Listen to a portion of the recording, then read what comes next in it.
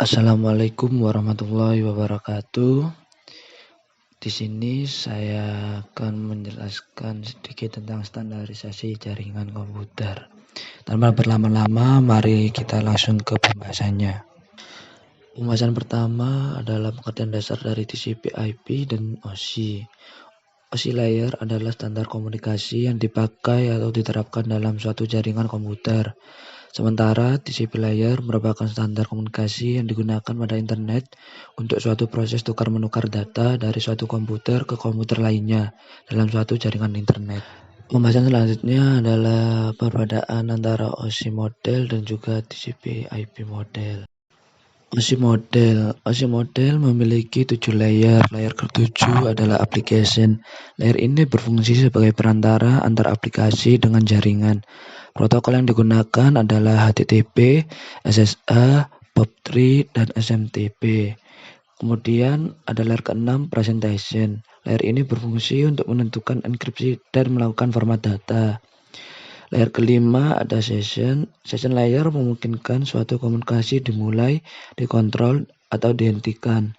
Layer ini berfungsi menjaga masing-masing koneksi supaya terhubung dan data yang masuk tidak tertukar. Kemudian layer keempat ada transport layer. Layer ini bertugas untuk menyediakan koneksi reliable TCP dan unreliable UDP. Reliable koneksi yang membutuhkan acknowledgement yang berarti melaporkan data dengan utuh, sedangkan unreliable tidak memerlukan acknowledgement. Selanjutnya layer ketiga network layer. Tugas layer ini berfungsi melakukan pengalamatan dan melakukan routing. Contoh perangkat yang ada pada layer 3 ini adalah router, protokol, IP, data unit, paket. Layer kedua ada data link. Layer ini bertugas menentukan aturan ketika perangkat mengirim data melalui media. Aturan biasanya berupa enkapsulasi. Protokol yang digunakan adalah ADLC, BBB, frame relay, data unit frame. Dan yang terakhir layer pertama physical layer. Physical layer bertugas mengkonversi frame menjadi bits serta menentukan karakteristik fisik media transmisi. Pada layer ini data ditransmisikan ke dalam bentuk bit. Protokol yang ada adalah Ethernet, RJ45, Fiber, data unit, bit. Berikut penjelasan sederhana mengenai fungsi layer pada OSI.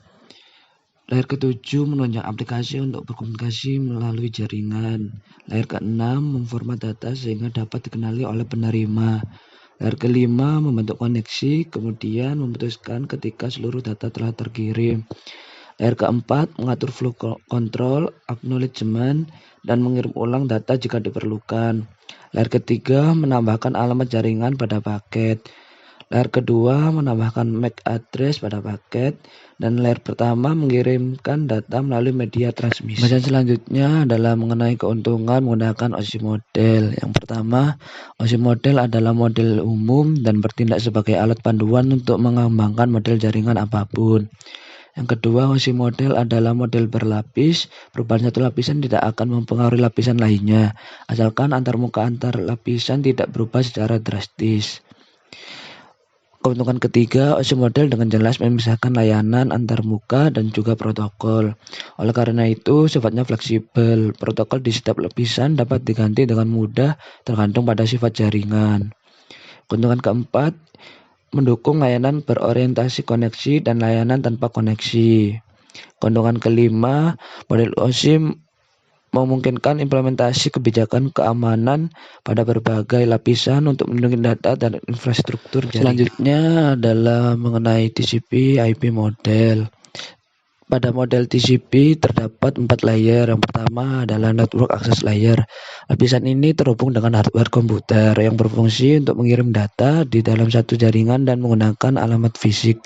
Di sini komputer dapat mengirim data menggunakan kabel ataupun tanpa kabel. Kemudian ada internet layer. Layer ini bertanggung jawab atas pengiriman data antara jaringan yang berbeda. Di lapisan network, protokol dari lapisan transport dikonversi menjadi IP address. Selanjutnya data akan dipecah di layer network agar sesuai dengan media yang dilewatinya. Kemudian yang ketiga ada transport layer. Layer ini digunakan sebagai jembatan transportasi agar data dapat dipindah dari komputer ke komputer lainnya. Pada lapisan ini terdapat dua protokol, yaitu Transmission Control Protocol atau TCP yang memiliki tingkat keamanan tinggi, dan User Data Protocol atau UDP yang memiliki kecepatan pengirim data yang tinggi. Yang terakhir, keempat, ada Application Layer. Lapisan ini merupakan titik awal komunikasi dan berhubungan langsung dengan aplikasi yang digunakan oleh pengguna. Protokol yang dimiliki yaitu HTTP, SMTP, dan FTP. Adapun keuntungan menggunakan TCP atau IP model, yang pertama dapat membangun jaringan internet pada berbagai macam komputer.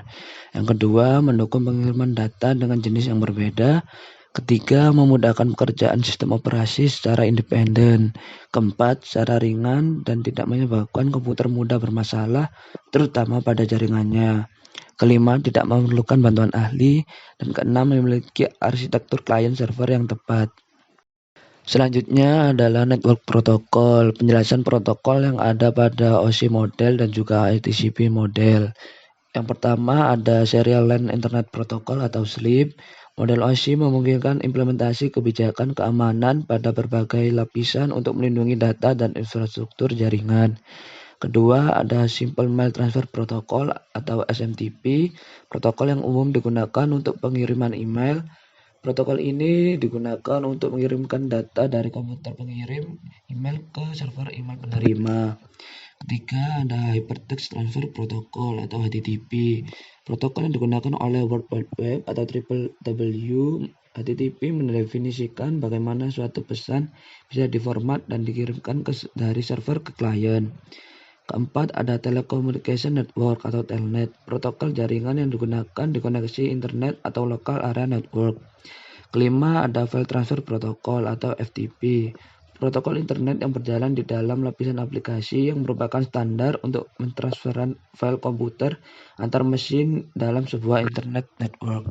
Yang keenam, ada Lightweight Directory Access Protocol atau LDAP, protokol perangkat lunak untuk memungkinkan semua orang mencari resource organisasi, perorangan, ataupun lainnya seperti file atau printer di dalam jaringan baik di internet atau intranet. Ketujuh, ada Secure Socket Layer atau SSL, protokol jaringan yang paling banyak digunakan untuk enkripsi. Tambah lagi, SSL digunakan tidak hanya untuk keamanan koneksi web, tetapi untuk berbagai aplikasi yang memerlukan enkripsi jaringan end-to-end. Untuk memodifikasi SSL, Apache Linux dapat menggunakan perintah atau dismod. Kedelapan, ada Simple Network Monitoring Protocol atau SNMP, protokol yang digunakan untuk memonitoring device di jaringan. Contoh aplikasi yang menggunakan protokol ini adalah MRTG, Detut, dan lain-lain. 9, ada Secure Shell atau SSH, protokol jaringan yang memungkinkan pertukaran data secara aman antara dua komputer. Ke-10, ada Post Office Protocol version 3 atau POP3, protokol yang digunakan untuk mengambil email dari email server.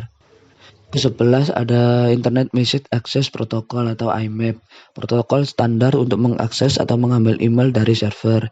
IMAP memungkinkan pengguna memilih pesan email yang akan diambil, membuat folder di server, mencari pesan email tertentu, bahkan menghapus pesan email yang ada.